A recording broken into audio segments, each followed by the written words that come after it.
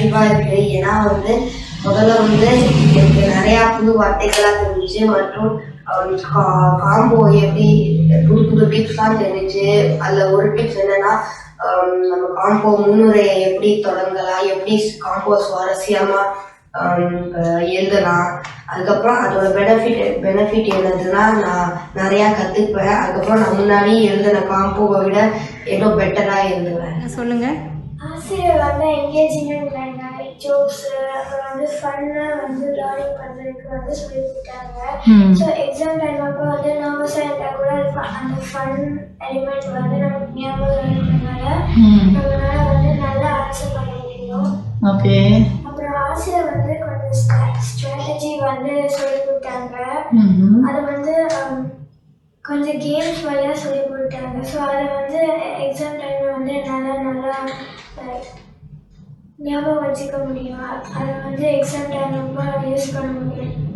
உனக்கு எப்படி பிஎஸ்எல்இ தேர்வுக்கு உனக்கு எப்படி உதவியாக இருக்கும்னு நினைக்கிறேன் நீ இது மாதிரி இந்த தமிழ் புட் கேம்ப்? பிகாஸ் அது ஃபன்னாக இருந்ததுனால அதனால் பிஎஸ்எல்இ டைமில் அந்த ஃபன்னஸை ஞாபகம் வச்சுக்கிட்டு இந்த ஸ்ட்ராட்டஜியை யூஸ் பண்ணலாம். ஓகேம்மா, ரொம்ப நன்றி. இந்த ஆசிரியர் நல்லா கற்றுக் கொடுக்குறாங்க. அப்புறம் நல்ல அண்டர்ஸ்டாண்டிங் இருக்கிறேன். ஸோ அந்த பேசஸில் ஏதாச்சும் வார்த்தை தெரியலன்னா ஆசிரியர்கிட்ட கேட்குறேன். அப்புறம் அவங்களும் ரொம்ப பேஷண்ட்டாக கற்றுக் கொடுக்குறாங்க.